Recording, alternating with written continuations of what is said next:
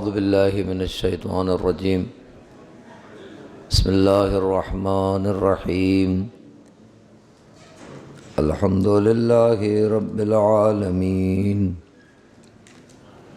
الذي خلقنا لعبادته والذي جعلنا من المتمسكين بولاية مولانا أمير المؤمنين والذي جعلنا من الباكين في أداء المظلوم والحمد لله الذي جعلنا من المنتظرين لظهور حجته ثم الصلاة والسلام على أشرف الأنبياء والمرسلين حبيب إله العالمين الذي سمي في السماء بأحمد وفي الأرضين بأبي القاسم محمد. اللهم صل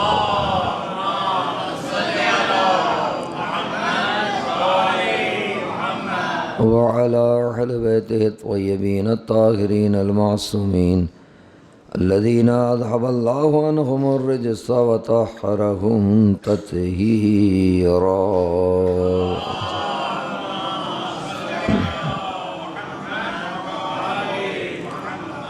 ولعنة الله على أعدائهم أجمعين.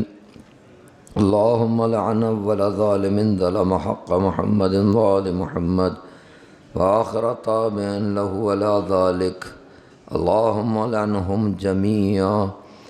قالت مولاتنا وسيدتنا فاطمة الزهراء سلام الله عليها: يا أيها الناس اعلموا أني فاطمة وأبي محمد.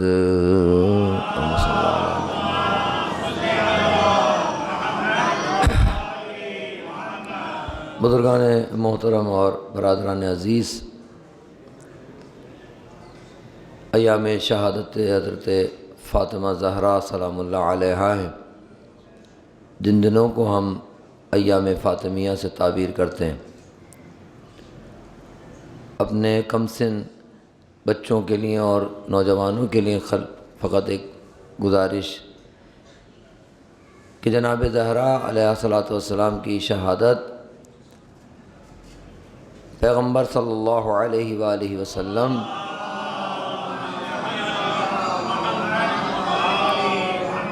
کی رحلت سے، آپ کے ظاہری طور پر اس دنیا کے جانے سے یا 75 دن یا 95 دن، 75 ڈیز یا 95 ڈیز رسول اللہ صلی اللہ علیہ وآلہ وسلم کا اس دنیا سے جانا، اور پھر یا 75 دن بعد یا 95 دن بعد 28 سفر کو دنیا سے ظاہری طور پر پیغمبر رخصت ہوئے ہیں۔ اسی اعتبار سے جو 75 دن کی تعداد کے اعتبار سے جو پہلی یہ تاریخ بنتی ہے فاطمیہ کی، وہ ہے 13 جمادی الاول یا 13 جمادی الاولیٰ۔ 95 دن کے اعتبار سے بنتی ہے 3 جمادی الثانی۔ اسی وجہ سے ایران اور عراق میں 13 جمادی الاولیٰ کی جو شہادت کی تاریخ ہے، اس میں جو مجالس کا سلسلہ شروع ہوتا ہے اس کو کہتے ہیں فاطمیہ اولیٰ یا فاطمیہ اول، اور 3 جمادی الثانی کے سلسلے سے جو مجالس کا سلسلہ ہے اس کو کہتے ہیں فاطمیہ دوم یا ثانیہ۔ یہ فرق کیوں ہے؟ ظاہر روایات کے اعتبار سے اہل سنت برادران نے بھی جو روایات نقل کی ہیں، گرچہ ایک قول اور بھی ہے 40 دن کے بعد کا، کہ ختمی مرتبت کی رحلت سے 40 دن کے بعد جناب سیدہ کی شہادت ہوئی ہے، لیکن یہ 2 قول ہمارے ہاں زیادہ محکم ہیں، اور قوی ترین پھر 95 دن کی روایت ہے، جس سے 3 جمادی ثانی بنتی ہے۔ ایک ہلکا سا علمی جو بحث جو علماء کرتے ہیں وہ یہ کہتے ہیں وہاں لفظ آیا ہے سین بے عین یہ نون، 70 یہ 70 کو کہتے ہیں، اور 90 تے سین عین یہ نون یہ 90 90 کو کہتے ہیں۔ اس زمانے میں نقطے نہیں ہیں، اب دونوں ایک ہی طرح سے لکھا جاتا ہے، سین کے بعد عین اور پھر ایک لفظ ہے جس میں اگر آپ نیچے نقطہ لگا دیں تو وہ بے ہو جائے گا، اوپر لگا دیں تو تے ہو جائے گا۔ اسی طریقے سے 90 لکھتے ہیں، وہ جو لکھنے کا فرق ہے، نقطے نہ ہونے کا فرق ہے، یہ بھی ایک لوگ کہتے ہیں کہ اس کی وجہ سے فرق آیا ہے۔ پہلے میں اگر کہیں گے 70 و خمس تو ہو جائے گا 75، دوسرے میں 90 و خمس تو ہو جائے گا 95۔ بحث یہ نہیں ہے، بحث اصلی ظاہر سے بچوں کے لیے بات کر رہا تھا کہ 95 یا 75 دن جناب کی شہادت ہے۔ یہ مسلم ہے کہ جناب زہرا علیہ السلام کی شہادت سب نے لکھی ہے، اور ظاہر ہے طبعی طور پر بھی ظاہر ہے جناب زہرا سلام اللہ علیہ سے جو لوگ شہادت کو رد کرتے ہیں یا انکار کرتے ہیں، تو ان سے اتنا تو سوال ہے کہ اگر آپ یہ کہتے ہیں کہ جناب زہرا کی شہادت واقع نہیں ہوئی، اور آپ کہتے ہیں کہ جناب زہرا سلام اللہ علیہ بیماری کی وجہ سے، تو وہ بیماری بتائی جائے کہ 18 سال کی خاتون کو کون سی بیماری ہو جاتی ہے، یا ہو بھی جاتی ہو تو آپ بیان کریں کہ کیا ہوا تھا۔ ظاہر ہے ان کے پاس اس کا جواب نہیں ہے، اس کا جواب نہیں ہے۔ یہ تو سب مانتے ہیں کہ پیغمبر کی ایک ہو یا 4 ہو، بحث یہ نہیں ہے، ہم 4 نہیں مانتے، ہم ایک ہی بیٹی مانتے ہیں۔ یہ تو مانتے ہیں نا کہ دنیا سے رخصت ہوئی ہے دختر، کب ہوئی، کیسے ہوئی، کیا ہوا اس کے ساتھ،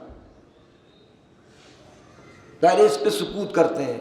شہادت کا باب اگر کھولیں گے تو ظاہر ہے ان کے جو اپنے مشکلات ان کے لیے کھڑی ہو جائیں گی، ظاہر اس لیے شہادت کا باب کھول نہیں سکتے وہ۔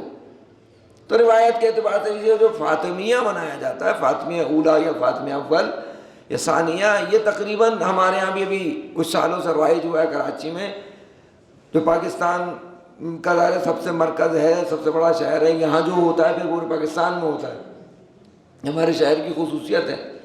یہاں الحمدللہ کچھ سالوں سے جو فاطمیہ کا زور و شور ہے، رونق ہے کہ ہونی چاہیے، ابھی تو کچھ بھی نہیں ہے، ابھی تو کچھ بھی نہیں کیا ہے ہم نے فاطمیہ کے سلسلے سے، یعنی فاطمیہ اور محرم میں کوئی فرق نہ رہ جائے،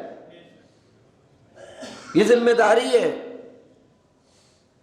دیر سے ہی صحیح ہم متوجہ تو ہوئے کہ ہم فاطمیہ میں اور محرم میں فرق نہ کریں۔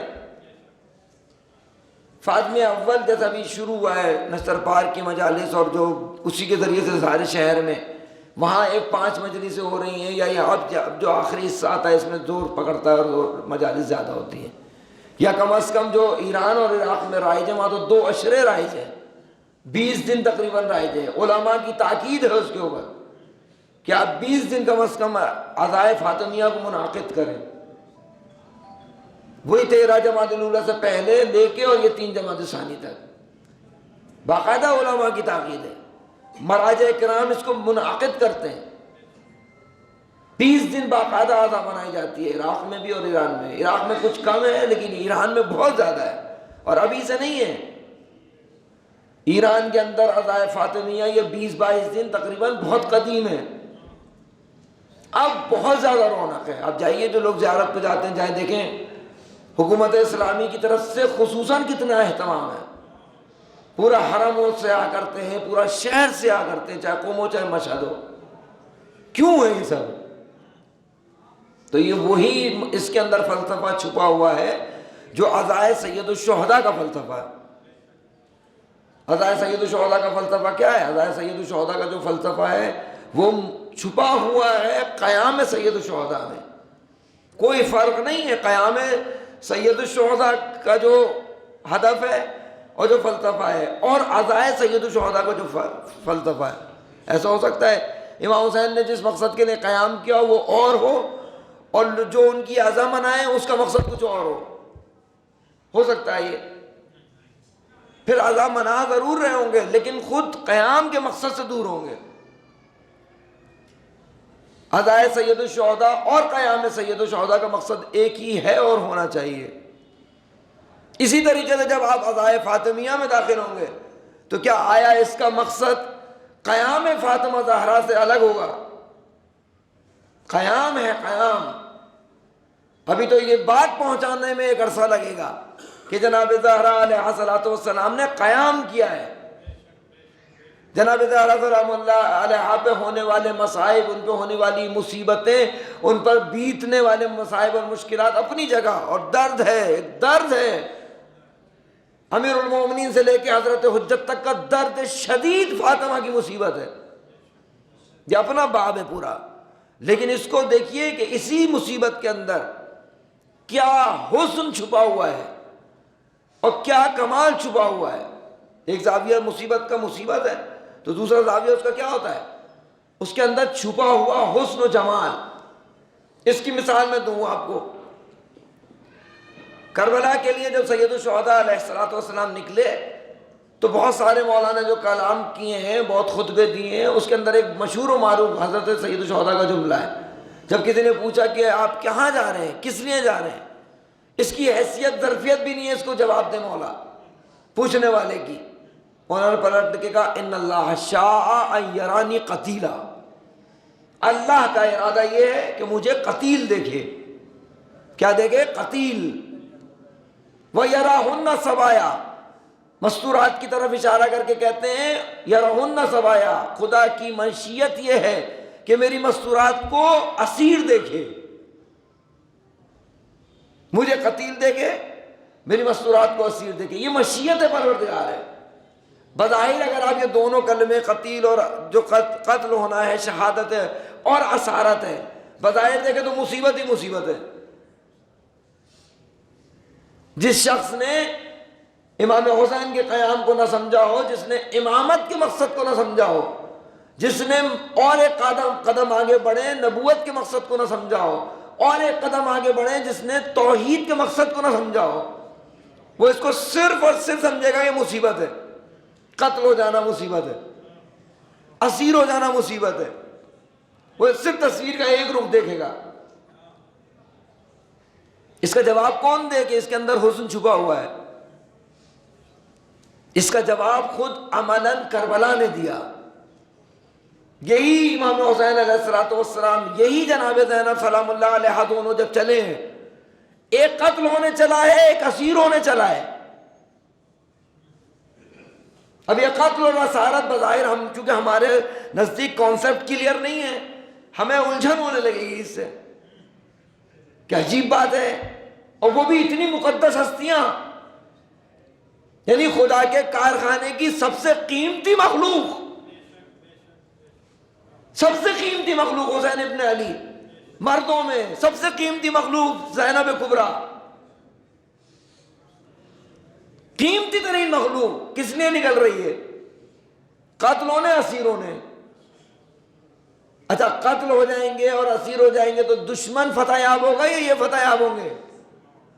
کا پتہ نہیں، جب تک نہیں پتہ چلے گا جب یہ قتل ہونے کا جو فلسفہ ہے اور اسیر ہونے کا جو فلسفہ سمجھ میں نہ آ جائے۔ نہیں سمجھ سکتے کہ کون کا آیا قاتل کامیاب ہے یا مقتول کامیاب ہے، اسیر کرنے والا کامیاب ہے یا اسیر ہو جانے والا کامیاب ہے۔ جب تک وہ فلسفہ نہ سمجھیں، جب تک وہ موقف نہ سمجھیں کہ جس پہ جنگ واقع ہونی ہے، جب تک وہ پوائنٹ آف ویو سمجھ میں نہ آئے کہ آیا مقابل یہ یزید پلید کا موقف کیا ہے، حسین ابن علی کا موقف کیا ہے، کہ جس کے لیے حسین ابن علی اپنی جیسی ذات مبارکہ کو قربان کرنے نکلے، کتنا اہم موقف ہوگا وہ، کتنی قیمتی موقف ہوگا وہ، کہ جس کے لیے حسین اپنا قتل اور پھر قتل کے بعد بہن کی اور ناموس عصمت کی اسارت کو قبول کر رہے ہیں۔ کہاں ہوگا وہ موقف؟ اور وہی موقف بتائے گا کہ مقتول کی فتح ہوئی یا قاتل کی۔ واضح ظاہر ہے مقتول کی فتح بہت واضح ہے، موقف ہے، چونکہ ہمیں قاتل کا موقف پتہ ہے امام حسین کے سلسلے سے، یہ نہیں اس طرف سوچے۔ لیکن ایک اور جملہ جب ملتا ہے، کربلا برپا ہو گئی، قتل بھی ہو گئے اور اسیر بھی ہو گئے۔ 11 محرم کو جناب زینب نے اس کا جواب دیا۔ امام حسین کہہ کے نکلے ہیں مشیت الہی ہے کہ میں قتیل ہوں اور زینب اسیر ہوں۔ 11 محرم کو جناب زینب نے حسن کربلا کو بیان کیا ہے کہ تم قتل ہو جانے میں مصیبت نہ سمجھو، اسیر ہو جانے میں مصیبت نہ سمجھو، اس کے اندر حسن چھپا ہوا ہے۔ کب؟ جب ابن زیاد نے پوچھا دربار میں، ابن زیاد کے جناب زینب سے سوال ہو رہا ہے تم نے اللہ کی سنت کو اپنے بھائی کے سلسلے سے کیسا پایا؟ 11 محرم ہے، اگلا دن ہے، قتل ہو چکے ہیں بھائی، قتل ہو چکے ہیں بیٹے، قتل ہو چکے ہیں بھانجے بھتیجے، سب چادر چھن چکی ہے، خود اسیر ہیں ظاہری طور پر۔ وہ کہتا ہے حملہ کرتا ہے، اسے پتا ہے کہ اگر یہ اس وقت اظہار مصیبت کریں گی تو ہم موقف میں جیت جائیں گے، ہم اپنے موقف میں کامیاب ہو جائیں گے۔ بظاہر یہ سمجھ رہا ہے کہ ہم اس معظمہ کو مصیبت زدہ کر کے ہم اس کو جھکا دیں گے، کیونکہ اگر اس نے یہ کہہ دیا کہ بہت میرے ساتھ ظلم ہوا، بہت میرے ساتھ مشکل ہوئی، میرے ساتھ یہ ہوا، میرے ساتھ وہ ہوا، اگر یہ سب یہ کہیں گی، وہ یہ سمجھ رہا ہے یہ کہیں گی، کیونکہ اس کے ذہن میں بھی یہی ہے کہ اگر مصیبت میں مبتلا کرو تو بالآخر شکوہ کرتا ہے۔ لیکن جناب زینب میں وہ سوال جو جب امام حسین کے نکلنے پہ ایجاد ہوا تھا کہ ان اللہ شاء یرانی قتیلا و یرون سوایا، مشیت پروردگار یہ ہے کہ خدا مجھے قتیل دیکھے، ان کو اسیر دیکھے، جناب زینب کہہ رہی مصیبت نہیں ہے۔ جیسے اس نے پوچھا کہ تم نے اپنے بھائی کی سلسلے سے خدا کی سنت کو کیا پایا، پلٹ کے کہتی ما رأیت الا جمیلا، جمال کربلا، جمال کربلا۔ وجہ کیا ہے؟ وجہ ایک تو معرفت پروردگار کے اس مرحلے پر ہیں کہ جہاں پروردگار کی بارگاہ میں جتنا دیتے ہیں پریشان نہیں ہوتے، جتنا دیتے ہیں اتنا خوش ہوتے ہیں، جتنا خرچ کرتے ہیں جان دے کے خوش ہیں۔ حتیٰ مطلب سخت ہے آدمی اس طرح سے کہہ پائے اس کو کہ اسیری کے بعد مطمئن ہے۔ یہ میں مقدمہ مان رہا ہوں یہ قیام فاطمی کا، کیونکہ قیام فاطمی میں ہم کھل کے اس طرح نہیں کہہ سکتے جس طرح یہاں کہہ سکتے ہیں۔ بچوں کو دیکھیے آپ، کربلا میں موجود بچوں کو، انہوں نے یعنی گریہ کیا، کس لیے کیا؟ عام طور پہ ہم سمجھتے ہیں بچے پیاس کی وجہ سے گریہ کر رہے ہیں، گرچہ ایسے ہی ہے، طبیعت انسانی ہے، فطرت انسانی ہے کہ پیاس کی وجہ سے گریہ کریں، لیکن بچوں کا گریہ صرف پیاس کا نہیں ہے، صرف پیاس کا نہیں ہے۔ پیاس کے لیے حسین ابن علی کے بچے نہیں روتے، حسین کے منتخب شدہ بچے ہیں یہ۔ اگر کسی کو لے کے آئیں تو پورے کمال سے اس قابل ہے کہ ولایت کی رکاب میں کربلا میں حصہ لے، اس قابل ہے چھوٹا سا بچہ بھی۔ وہ گریہ بھی کر رہا ہے تو صرف پیاس کے لیے نہیں کر رہا، کس کے لیے کر رہا ہے؟ اس کا بھی موقف وہی ہے کہ جو امام وقت کا موقف ہے یہ آگے بڑھے، یہ فتح یاب ہو امام وقت کا موقف۔ بچے کیوں گریہ کر رہے ہیں؟ آپ بتائیے، شب عاشور یا تاریخ کے اعتبار سے دن کوئی بھی رہا ہو، حر علیہ السلام کو کس چیز نے ہدایت دی؟ اس رخ کو دیکھیے، یہ بچوں نے اور ان کی آتش نے حر کو ہدایت دی کہ نہیں دی؟ سنا ہے نا مصیبت میں آپ نے، مصائب میں خود بھی آیا، بقیہ کو بھی لے کے آیا، تو سن رہے ہو حسین کے بچے آتش کہہ رہے ہیں۔ کربلا سے لے کے شام تک اور کوفے تک سب جگہ یہ بچے اگر روتے ہیں تو اس لیے روتے ہیں تاکہ لوگوں کی ہدایت کریں۔ تو جس گھر کے بچے لوگوں کی ہدایت کے لیے روتے ہوں، اس کے لیے جناب زینب جب خطبہ دیتی ہوں گی، ہدایت، بشر کی ہدایت، محور اور مرکز ولایت سے انحراف ہونے کے بعد لوگوں کو دوبارہ مرکز ولایت پہ لانا، دوبارہ اس محور پہ لانا کہ تم محور سے نکل گئے ہو، تم مدار سے نکل گئے ہو، ولایت کے امامت کے محور و مرکز سے باہر نکل گئے ہو۔ اور دوسری طرف سے اگر آپ دیکھیے، گریے پر پابندی کیوں لگاتا ہے دشمن؟ اگر اس گریے میں کوئی قوت نہیں ہے، تو چھوٹے چھوٹے بچوں کے گریے سے کیا ہوتا ہے؟ کیا ہوتا ہے چھوٹے چھوٹے بچوں کے گریے سے؟ نہیں، اسے پتا ہے کہ ان کا گریہ لوگوں کی ہدایت کا سبب ہے، اور لوگ جب ان کے گریے سے ہدایت کی طرف آئیں گے تو ہمارا موقف فیل ہوگا۔ لیکن دو موقفوں میں کیسی جنگ ہے؟ موقف حسین ابن علی یا موقف حق، وہ یہی موقف محمدی ہے، یہی علوی ہے، یہی فاطمی ہے، یہی مہدوی ہے۔ اور مقابل میں جتنے لوگوں کے شیطانوں کے جو موقف ہیں، ان دو موقفوں میں جنگ، اس میں کتنا کردار ہے اسی آنسو کا. تو سمجھتے ہیں اس کو روکتا ہے رونے سے. کیوں روکتا ہے؟ اس نے روکتا ہے، اسے پتا ہے یہ آنسو ہمارے سارے موقف کا ستیہ ناش کر دے گا. آج بھی روکتا ہے نا، مجلس کو روکتا ہے. کیوں روکتا ہے؟ خرچ ہم کرتے ہیں، روکتے تم کیوں ہو؟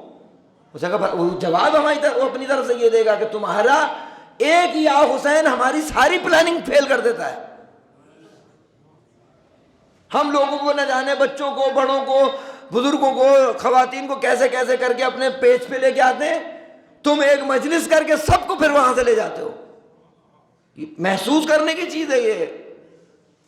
قیام امام حسین کا جس طریقے سے اہم ہے اس کو سمجھیں گے. وہ موقف کیا ہے؟ لا الہ الا اللہ کا احقاق. معاشرے میں، انسانی معاشرے میں توحید کے پرچم کو عملاً پھیلانا اور لہرانا. توحید کے پرچم کو عملاً توحید عملی، توحید فکری نہیں، توحید عملی. یہ موقف ہے حسین ابن علی کا. توحید عملی کیا ہوتی ہے؟ اللہ عالم ہے. فکری طور پر سب مانتے ہیں، سب مانتے ہیں کہ اللہ عالم ہے. عملاً مانتے ہیں کہ اللہ عالم ہے. اگر کوئی عملاً مانے کہ اللہ عالم ہے، گناہ کر سکتا ہے؟ اللہ رازق ہے، اعتقاد ہے اللہ رازق ہے، تو پھر مشکل آتی ہے تو پریشان کیوں ہوتے ہیں؟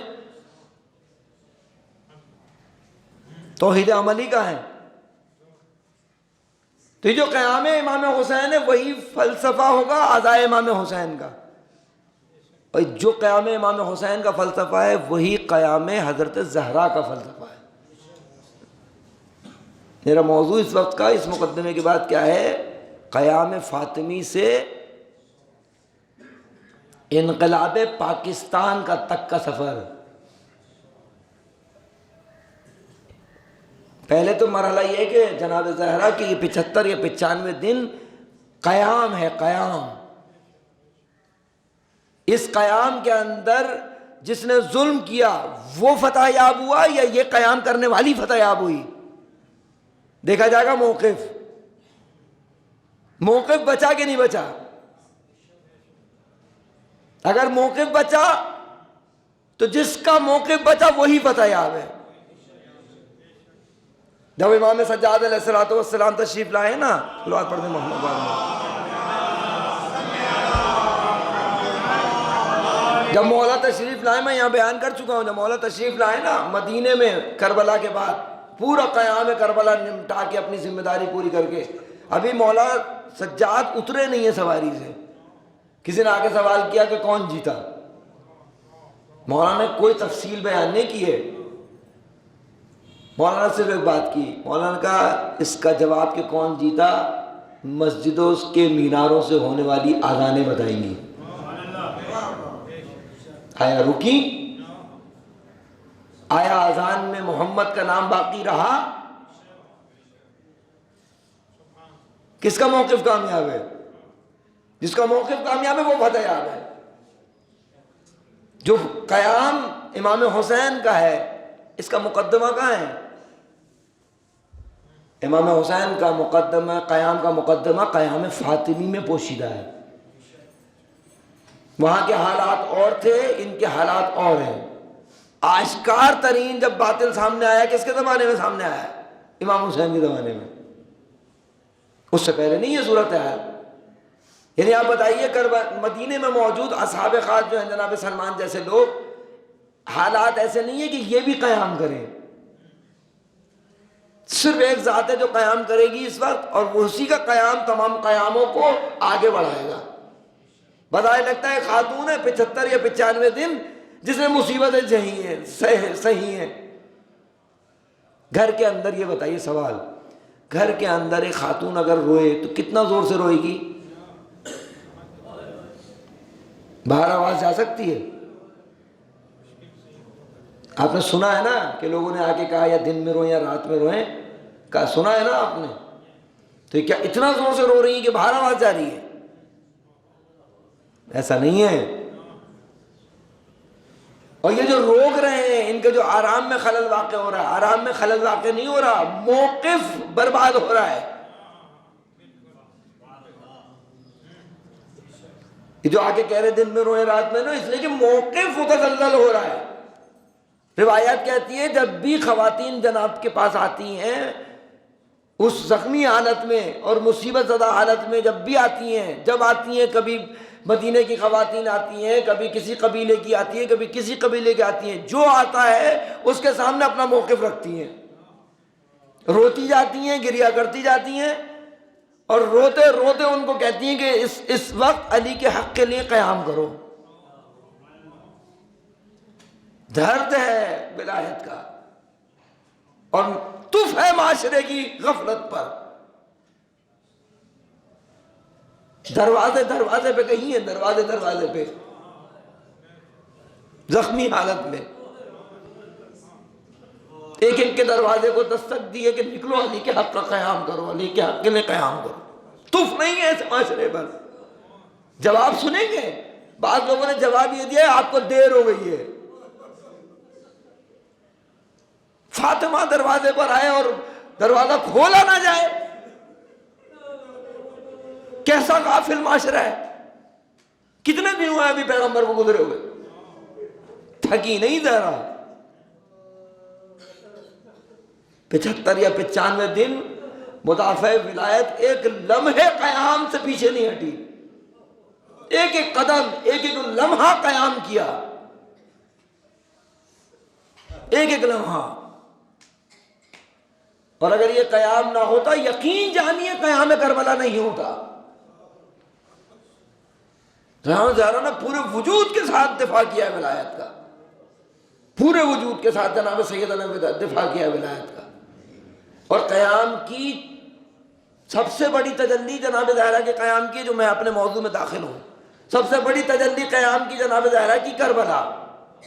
سب سے بڑی تجلی قیام فاطمی کی تجلی، سب سے بڑی تجلی جناب امام حسین کا قیام، جس کو آپ خود محسوس کیے ہیں کہ امام حسین کا قیام بے تمام معنی باطل کے مقابلے پر، حق کے دفاع کے لیے، کلمہ توحید کے احقاق کے لیے. کیا کہا امام حسین نے؟ اريد ان امر بالمعروف وانہا عن المنکر. میں چاہتا ہوں امر بالمعروف کروں، نہیں ہے اس منکر کروں. امام حسین کا قیام جناب زہرا کے قیام کی تجلی تام.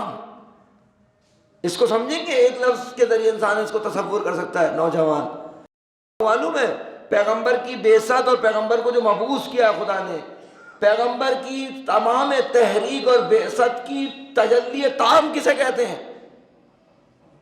رسول اللہ کی بعثت اور ان کی رسالت اور ان کے مبعوث ہونے کو جو پروردگار نے پوری تجلی سے اور آب و تاب سے جہاں چمکایا ہے، یعنی یوں کہوں محمد رسول اللہ کی سب سے تام تجلی کیا ہے؟ غدیر. غدیر جہاں محمد رسول اللہ کی آب و تاب ہے. کیونکہ محمد رسول اللہ مٹ جائے، محو ہو جائے اگر محمد رسول اللہ کے بعد علی ولی اللہ نہ ہو. بعثت کی تجلی تام کا نام ہے غدیر. اس تجلی کا مطلب ہے جب سورج طلوع ہو جائے پھر اندھیرے کا تصور ہے کوئی؟ سورج کے طلوع ہونے کے بعد اندھیرے کا تصور ہے؟ لیکن اس غدیر سے 18 ذی الحجہ سے 75 یا 13 جمادی الاولیٰ یا 3 جمادی ثانیہ کو آپ دن کہیں گے رات کہیں گے؟ اتنی نورانیت کے بعد، اتنی روشنی کے بعد یہ دن رات میں کیسے بدل گیا؟ کیا ہوا؟ قیام فاطمی نے اسی سیاہی کو پارا کیا ہے، اسی سیاہی کو چاک کیا ہے جناب زہرا کے قیام میں، کہ تم چاہتے ہو کہ سیاہی باطل کے ذریعے سے علی ولی اللہ کو غائب کرو، محو کرو. میں قیام کروں گی تا قیام قیامت علی ولی اللہ کے پرچم کو اسی طرح روشن کروں گی. صلی اللہ علیہ وآلہ. محسوس کرے آدمی سے. جناب زہرا کے قیام میں اہم ترین چیز کیا ہے؟ بعنوان معصومہ، بعنوان حجت خدا، بعنوان جو بھی فضائل جناب زہرا ہے، اس زاویے سے ابھی فی الحال فضائل کے باب سے نہیں، تنہا وسائل کے نہ ہونے کے باوجود ذمہ داری کیا ہے؟ اگر باطل اور حق کی جنگ ہو رہی ہو، باطل یہ چاہ رہا ہو کہ سیاہی ہو، حق یہ چاہ رہا ہو کہ نورانیت ہو، تو کیا ذمہ داری ہے ہر ولایت کے پرچم کو تھامنے والے کی؟ کیا ہے سیرت میں جناب زہرا کی؟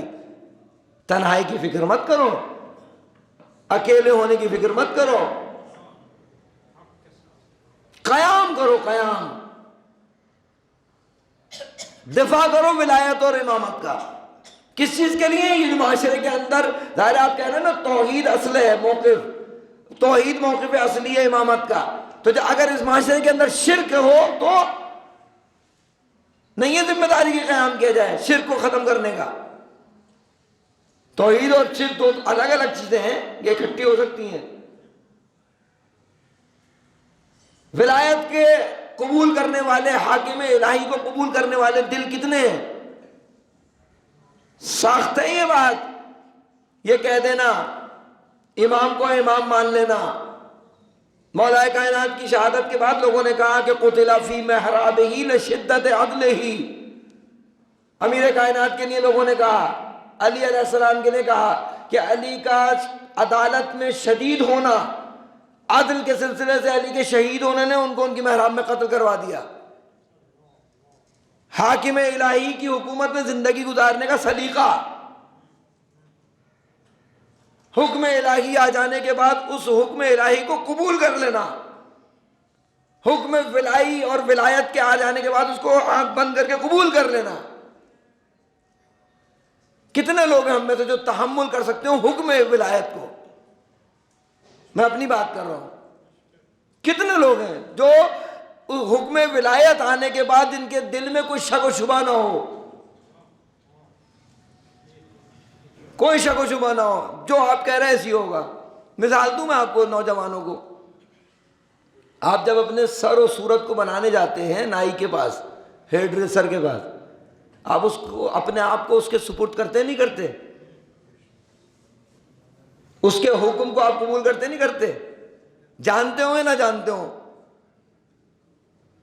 کتنا آپ اپنے آپ کو اس کے سپرد کرتے ہیں؟ ہو سکتا ہے کہ وہ کہے ادھر کرو منہ اور آپ ادھر منہ کریں، کیوں؟ صورت بگڑ جائے گی۔ اس شخص کو ظاہر صرف مثال ہے، مثال میں مناقشہ نہیں ہوتا، صرف بات کو سمجھانے کے لیے مثال دی ہے، حالانکہ ظاہر نہ وہ ہم نہیں کہہ سکتے کہ وہ پست شعبہ ہے، خدا نہ خواستہ انسان کی ضرورتوں میں ایک ضرورت پوری کرتا ہے وہ شعبہ، لیکن اس کا کوئی مقاصہ تھوڑی ہے حکم الہی سے۔ لیکن اس کے سپرد جتنا انسان اپنے آپ کو کرتا ہے اتنا ہی حکم الہی کے سپرد کرتا ہے۔ اس کی وجہ یہ ہے کہ وہاں صورت بگڑنا ظاہریت دکھ رہا ہے، حکم الہی اور حکم ولائی کو قبول نہ کرنے سے جو اندر کی صورت بگڑ رہی ہے یہ دکھ نہیں رہی۔ بیوی فرماتی ہیں، بیوی کہتی ہیں اور بیوی سیرت سے ثابت کرتی ہیں، اکیلے بھی ہو قیام کرو۔ ایک دوسری بات اور آخری بات، وہ کیا؟ کبھی تمہارے ذہن میں یہ نہیں ہونا چاہیے، یہ ہمارے جو معاشرے کی جو تبدیلی کی رکاوٹیں ہیں اس میں سے ایک اہم ترین رکاوٹ یہی ہے کہ ہمارے ذہنوں میں یہ پہلے ہی ہوتا ہے کہ نہیں ہو سکتا، کوئی کام ہو اکیلے بھی اور اجتماعی طور پہ تو اور مشکل ہے، سب سے پہلے جو پوچھو کسی سے کہنا نہیں ہو سکتا، کوئی کام کرنے کھڑے ہو کوئی نہیں ہو سکتا۔ تو آپ بتائیے، آپ نہیں ہو سکتا کے ساتھ، اس نظریے کے ساتھ، اس فکر کے ساتھ کچھ کر پائیں گے؟ جو میرا موضوع مربوط ہے کہ جناب زہرا کے قیام سے ہم نے انقلاب لانا ہے پاکستان میں۔ لوگوں نے سوال کیا کہ انقلاب ایران ہونا چاہیے تھا، انقلاب ایران نہیں ہے، اس لیے کہ پاکستان میں انقلاب لانا ہے۔ سوال آیا پاکستان میں، ابھی پریکٹیکل کریں ذہنوں میں، اپنے آپ کو جواب دیں، پاکستان میں انقلاب ممکن ہے؟ نہیں، ہرگز نہیں ہو سکتا۔ ایک ایک سے پوچھیں آپ، نہیں ہو سکتا۔ فاطمی ہو تم، حسینی ہیں ہم، مہدوی ہیں ہم، کہ ہمارے ذہن میں یہ تصور ہو کہ یہاں تبدیلی نہیں آ سکتی. چلے انقلاب ایران سے پہلے بدترین معاشرہ ہے پاکستان کا جو معاشرہ ہے اس وقت، اس سے بدترین صورت حالت ہے انقلاب سے پہلے. وہاں چل کے سوال کرتے ہیں انقلاب آ سکتا ہے؟ یہ 2500 سے زیادہ طولانی حکومت کرنے والا یہ شاہ کا خاندان، اسے بھگایا جا سکتا ہے؟ پوچھیں اس زمانے میں جا کے، کیا جواب ملے گا؟ نہیں ہو سکتا. فارسی میں کہتے ہیں نمیشے شاہ بیرے. حضرت امام خمینی کو کتنے لوگوں نے یہ بات کہی، جب وہ بات کرتے تھے لوگ مذاق اڑاتے تھے، مگر ممکن ہے کہ شاہ چلا جائے. ہوا یا نہیں ہوا؟ گیا کہ نہیں گیا؟ پہلے ہی اس تصور میں اپنے آپ کو مبتلا کریں کہ یہ ملک اور یہ مملکت، یہ زمین، یہ سرزمین جو میری سرزمین ہے، جو میرا ملک ہے، جس سے محبت مجھے واجب ہے، اس کی تبدیلی ہو سکتی ہے. پہلے اس ذہن میں جوان اس تصور کو پیدا کرے کہ ہو سکتی ہے تبدیلی. ورنہ آپ جائیے ذرا قیام جو جناب نے کیا ہے، اگر میں اور مجھ جیسا کوئی تفکر لے کے جائے تو وہ تو یہی کہے گا نا نہیں ہو سکتا. آپ کیا کر رہی ہیں بلا وجہ؟ محنت کر رہی ہیں خدا نخواستہ معاذ اللہ. تو اس زمانے میں چلیں حکومت کے مقابلے پہ آپ نے اکیلی نہیں، وہ یہ کہہ رہی ہیں آپ اکیلے کچھ نہیں ہوتا. اس وقت ہو سکتا ہے تمہیں مصیبت جھیلنی پڑے، اس وقت ہوتا ہے کہ تمہارا پہلو ٹوٹے. لیکن بتائیے پہلی توڑنے والا کامیاب ہوا یا جو زخمی ہوا وہ کامیاب ہوا؟ ہمیں سمجھا رہی ہیں؟ نہیں ہو سکتا کو نکالیں زندگی سے تبدیلی کے سلسلے سے، چاہے فرد ہو. فرد کے ساتھ بھی یہی مشکل ہے. میں کہاں تبدیل ہو سکتا ہوں؟ میں کہاں وہاں جا سکتا ہوں؟ میں کہاں ان مقامات کو حاصل کر سکتا ہوں؟ نکالیں ذہن سے کہ میں یہ نہیں ہو سکتا، ہماری زندگی میں نہیں ہے. ارے جس کے پاس 14 محکم وسیلے ہوں، مذاق تھوڑی ہے، خطابت تھوڑی ہے، یہ 14 محکم وسیلے جن کے پاس موجود ہوں، وہ یہ تصور کریں کہ نہیں ہو سکتا. زندگی سے نکالیں باقاعدہ. میرے 10 بستہ چھوٹے بچوں سے گزارش ہے، جوانوں سے نکالیں ذہن سے کہ نہیں ہو سکتا، کچھ نہیں ہے، ہو سکتا ہے. عظمت محمد و آل محمد پر بلند کر صلوات.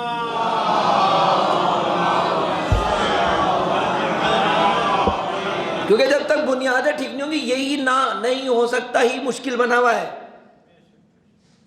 آپ کا اندر جو چھپی ہوئی صلاحیت ہے وہ ضائع ہو رہی ہے، اور کل کو اس کا جواب دینا ہے اسی صلاحیت کا. ماں اگر کسی بچے کو 1000 روپے دے کے بھیجتی ہے نا بازار، تو اس سے 1000 کا حساب لیتی ہے. آپ کو خدا نے جہاں بھیجا ہے نا سب سے زیادہ دے کے بھیجا ہے. آپ نے اس گھر میں آنکھ کھولی ہے نا، پہلے سے یہ علی موجود تھا، جہاں یہاں حسین موجود تھا، جہاں یا فاطمہ موجود تھا، تو آپ سے کیسا سوال ہونا ہے پھر؟ جتنی آپ کی صلاحیت میری صلاحیت ہوگی، اگر میں نے استعمال نہ کی، وہاں کہہ سکتے ہیں پروردگار کو ہو ہی نہیں سکتا تھا، میں ایسے معاشرے میں رہتے تھے، ہو ہی نہیں سکتا تھا. دکھائے گا نہیں دکھائے گا پھر خدا مثالیں، پھر کیا جواب دے گا انسان؟ انسان کا ہاتھ جناب سیدہ نے پکڑ لیا کہ تم نے اپنے معاشرے میں تبدیلی کے لیے کوشش کیوں نہیں کی؟ کہہ سکتے ہیں کہ نہیں ہو سکتا تھا. جناب سیدہ کو کہا میری سیرت تمہارے سامنے نہیں تھی؟ نہیں تھی؟ تم نے دیکھا نہیں کہ میں نے اکیلے کیا کچھ کیا تنہا؟ یہ جواب نہیں بنے گا کہ نہیں ہو سکتا. تو میں یہ جو لفظ ہے کہ قیام انقلاب پاکستان آج نہیں آنے والی نسل لائے گی، ہے بات تو کریں ہم اس پہ، کوشش تو شروع کریں. پہلے یہ صحیح کرے ذہن سے کہ ہو سکتا ہے. اتنی تاکید اس نے کر مقام معظم رہبری نے امام خمینی کی صفات میں یہ سب سے زیادہ اس کو روشن کیا ہے. وہ انہیں کی لائن آف ایکشن ہے. وہ کہتے ہیں کہ امام خمینی نے ناشدنی ندارین، ہماری زندگی میں نہیں ہونا ہے ہی نہیں، ہماری زندگی میں صرف ہونا ہے. ہوگا جو کریں گے، جو سوچیں گے وہ ہوگا. انسان کی صلاحیت ہے، کوئی کم ہے انسان کی صلاحیت ہے؟ جناب زہرا کے قیام سے پاکستان کے سفر کا پہلا مرحلہ یہ ہے کہ اپنے آپ کو انڈرسٹیمیٹ مت کریں. آپ بہت کچھ کر سکتے ہیں، اللہ نے آپ کو بہت صلاحیت دی ہے، اور اسی لیے آپ سے پھر سوال بھی سب سے زیادہ ہے. جناب زہرا کا دسترخوان، فاطمیہ کا جو دسترخوان ہے جناب زہرا کا، یہ بچھا ہی اس لیے ہے. ابھی ہم رضا خان سید الشہداء سے اس کا حق نہیں ادا کر سکتے تھے کہ خدا نے ایک نعمت اور دی ہے، فاطمیہ. تو فاطمیہ کی اگر نعمت ہے تو پھر فاطمیہ کا پھر سوال بھی ہونا ہے، کیونکہ جس طریقے سے فاطمیہ چلا نا، فاطمیہ کی بعثت کی تجلی غدیر تھی، فاطمیہ کی تجلی کربلا تھی. فاطمیہ اور کربلا کی تجلی کیا ہے؟ ظہور. اور اب فاطمیہ اور کربلا دونوں میدان میں ہیں، اور تجلی ظہور ہونے والی ہے. آپ کا میرا حصہ کہاں ہے؟ ساری دنیا کی صورتحال بدل رہی ہے، ساری دنیا جو ہے وہ انتقال قدرت تک مسئلہ آ گیا ہے. برٹش امپائر سے قدرت منتقل ہوئی تھی، حکومت اور طاقت اور قدرت منتقل ہوئی تھی، امریکہ کے پاس آئی تھی. امریکہ کی قدرت نہ تھی نہ ہے، بالکل تمام ختم ہونے پر ہے. میں خطابت نہیں کر رہا. یہودیوں کے اعتقادات میں سے ایک اعتقاد یہ ہے کہ ہمیں حکومت کرنے کا حق ہے فقط. دوسرا اعتقاد کیا ہے؟ وہ کہتے ہیں ہماری حکومت جب بنی ہے 80 سال سے زیادہ نہیں چلتی. کتنے سال؟ 80 سال سے زیادہ ہماری حکومت نہیں چلتی. 1948 میں انہوں نے اسرائیل بنایا، کتنے دن رہ گئے؟ اب ان کی حکومت اگر ختم ہوگی تو طے ہے کہ یہ انتقال قدرت شرق کی طرف ہے، مشرق کی طرف ہے. اور مشرق کی طرف کس کی طرف منتقل ہوگی قدرت؟ اس کو محسوس کریں. لوگ سمجھتے ہیں فاطمہ زہرا علیہ السلام کو وہاں قتل کر کے ہم نے کامیابی حاصل کر لی. اب جب دوبارہ علی ولی اللہ کا پرچم اور قدرت جب منتقل ہوگی تب پتہ چلے گا کہ فاطمہ نے کامیابی حاصل کی ہے، نہ شکست. یہ جناب زہرا کی فتح یابی کے اعلان ہے. انقلاب اسلامی ہو، شہید قاسم سلیمانی جیسے کی شہادت ہو، دفاع حرم ہو، جب سب کا سب جناب زہرا کی شہادت کے کمالات ہیں. ہے نا سردار کا جملہ؟ سردار کہتے ہیں کہ جز پناہی از حضرت زہرا نداریم. جناب زہرا کے علاوہ ہمارے پاس کوئی پناہ گاہ نہیں ہے. شہید سردار کا جملہ ہے. جب کبھی کسی مشکل میں گرفتار ہوئے، کہتے ہیں جب کبھی کسی مشکل میں گرفتار ہوئے یاد ہی نہیں کہ جناب زہرا سے توسل کیا اور پھنسے رہ گئے ہوں، ممکن ہی نہیں ہے. لیکن جناب زہرا سے توسل کرنا ہے قیام ظہور کے لیے. ذاتی مشکلات اپنی جگہ ہیں، وہ بھی مانگیں. اصل یہ ہے کہ بی بی مجھے ظہور کے قابل بنا دیجئے، ولایت کی بارگاہ میں مجھے وہ رنگ دے دیں جو ولایت جسے قبول کرتی ہے، امامت جسے قبول کرتی ہے، وہ مل جائیے مجھے. جناب سیدہ شہید قاسم کا ہی قریبی دوست ہیں، وہ فرماتے ہیں کہ شہید قاسم کے کمالات میں سے یہ تھے، ایک تو انہوں نے اپنے گھر کے وہاں بیت الزہرا بنایا ہے، امام بارگاہ ہے جناب زہرا کے نام سے، جس میں مجالس ہوتی ہیں فاطمیہ کی. جہاد چھوڑ کے، دفاع حرم چھوڑ کے، لوگوں کے اور جو مجلس میں آنے والے مومنین ہیں ان کی خدمت کے لیے جہاد چھوڑ کے آتے تھے 3 دن فاطمیہ کے لیے. کہتے تھے یہ قوت یہاں سے ملے گی تو وہاں لڑیں گے نا. مجلس میں آنے والے کی چپل سیدھی کروں گا تو وہاں لڑوں گا. جناب زہرا کے لیے اشک بہاؤں گا تو لڑوں گا. ان کے دوست کہتے ہیں کہ وہاں ایران میں دستور ہے جب مصائب پڑے جاتے ہیں تو روشنی نہیں ہوتی، اندھیرا ہوتا ہے کاملاً، وہاں کا دستور ہے. وہ دوست ان کے کہتے تھے کہ آپ اندھیرے میں پہنچیں جب مصائب ہو رہے ہوں مجلس میں، آپ کو پہچاننے کی ضرورت نہیں کہ شہید قاسم ہے کہ نہیں ہے مجلس میں، داخل ہوں گے معلوم ہو جائے گا. کہا کیسے؟ کہا اس قدر چیخ چیخ کے روتے تھے مصائب میں، خصوصاً جناب سیدہ کے مصائب میں. حق یہی ہے. کیا یہی قدر تھی جو کی گئی؟ پیغمبر نے کہا فاطمہ تو بضعۃ منی، فاطمہ میرا ٹکڑا ہے۔ لوگوں نے کیسا پاس رکھا، اس ٹکڑے کے ٹکڑے ٹکڑے کر دی، نہ پہلو سلامت، نہ بازو سلامت، نہ رخسار سلامت۔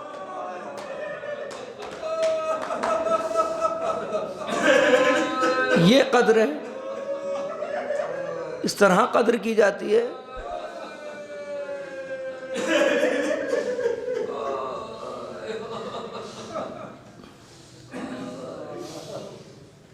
کلیجہ پھٹ جائے انسان کا اگر وہ یہ دیکھے کہ ایک 18 سالہ خاتون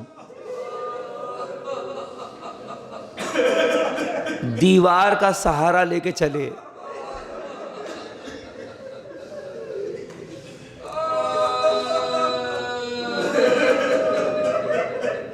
مولا صادق فرماتے ہیں ہماری جدہ پیغمبر کی رحلت سے شہادت تک سو نہیں پاتی تھی،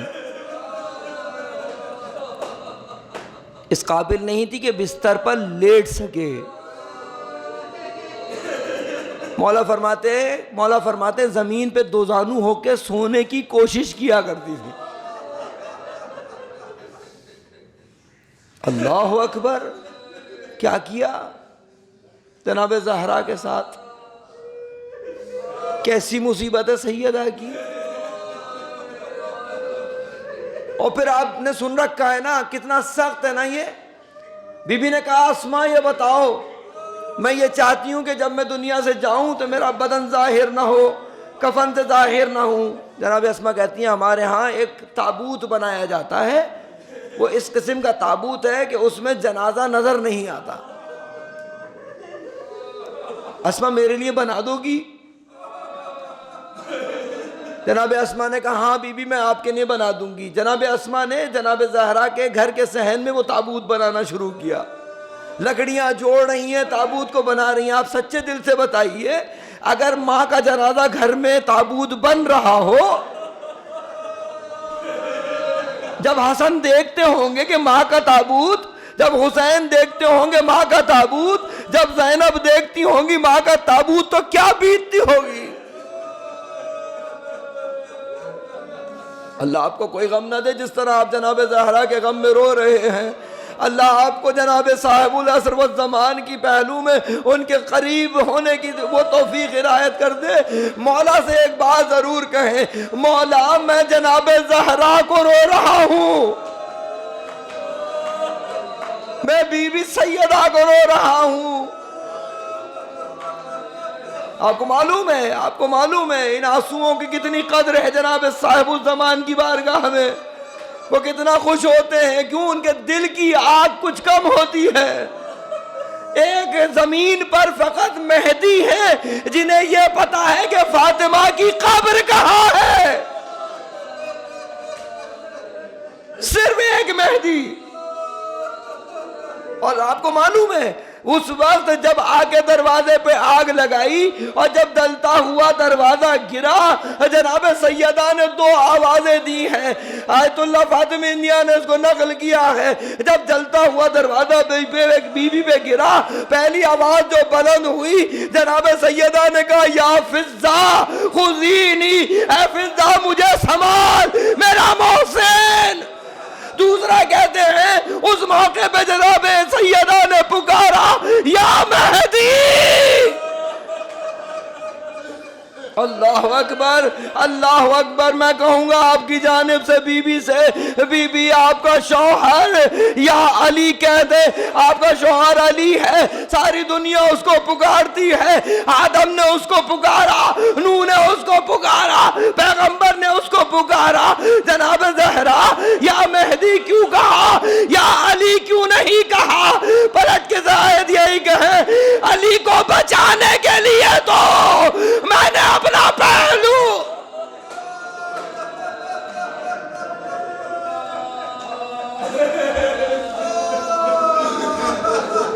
اللہ ولعنت اللہ علی القوم الظالمین السیالم الذین ظلموا ای منقلب ینقلبون۔ بار الہ ان آوازوں پر رحمت نازل فرما، بار الہ ان آنسوؤں کو اپنی بارگاہ میں قبول و منظور فرما، بار الہ حضرت زہرا کی معرفت عنایت فرما، بار الہ حضرت زہرا سے محبت میں اضافہ فرما، بار الہ حضرت زہرا کے قیام کو سمجھنے کی توفیق نصیب فرما، بار الہ بیماروں کو شفا عنایت فرما۔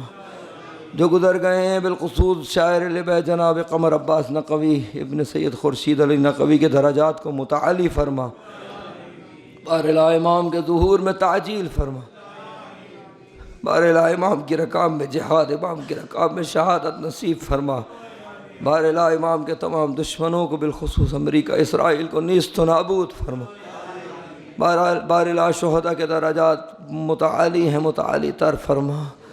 تمام شہداء، شہید قاسم سلیمانی، ان کے رفقا شہید استاد، اور بالخصوص شاعر لبے جناب سید قمر عباس نقوی ابن سید خورشید علی نقوی اور پروفیسر آصف صاحب کی والدہ کے لیے ایک مرتبہ سورہ الحمد کا تحفہ عنایت فرمائے۔ اللہم صلی اللہ